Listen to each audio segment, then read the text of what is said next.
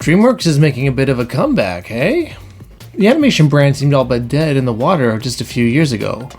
Part of the problem is the quality of their releases is so inconsistent.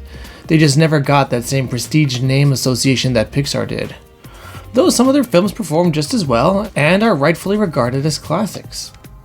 Ruby Gillman notwithstanding, they've been pulling up their bootstraps and making some films that people have seen, though they've been going back to the well for the most part. So it's refreshing that a new property is being given a shot and may actually have a chance to break into this crowded movie market. It's not a wholly original film in that it's based off of a book, but I suspect that this will be a lot of kids' first exposure to this property. The Wild Robot might actually make a splash too, because this movie's good. Pretty damn good, actually. A surface robot crashes into a forest and is seeking the person who ordered it.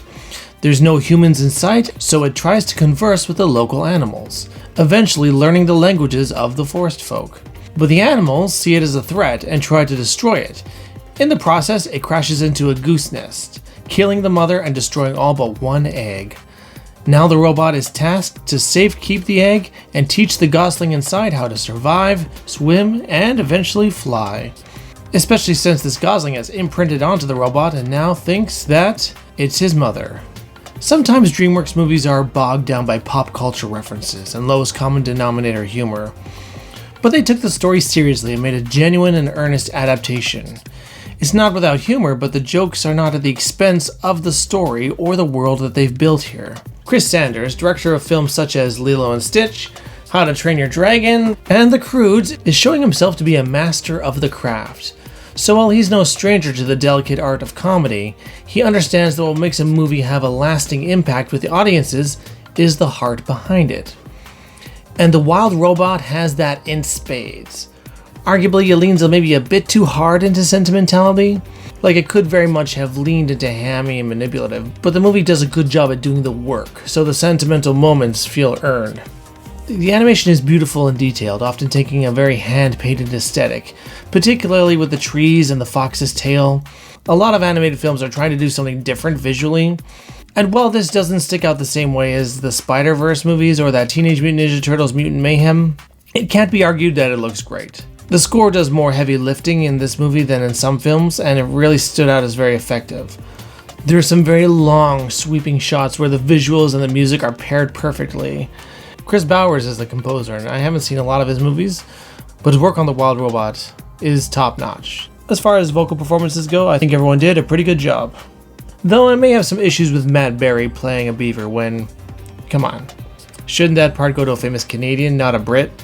I mean, we all need more Matt Berry in our lives. I don't mind him. But the meta joke was right there.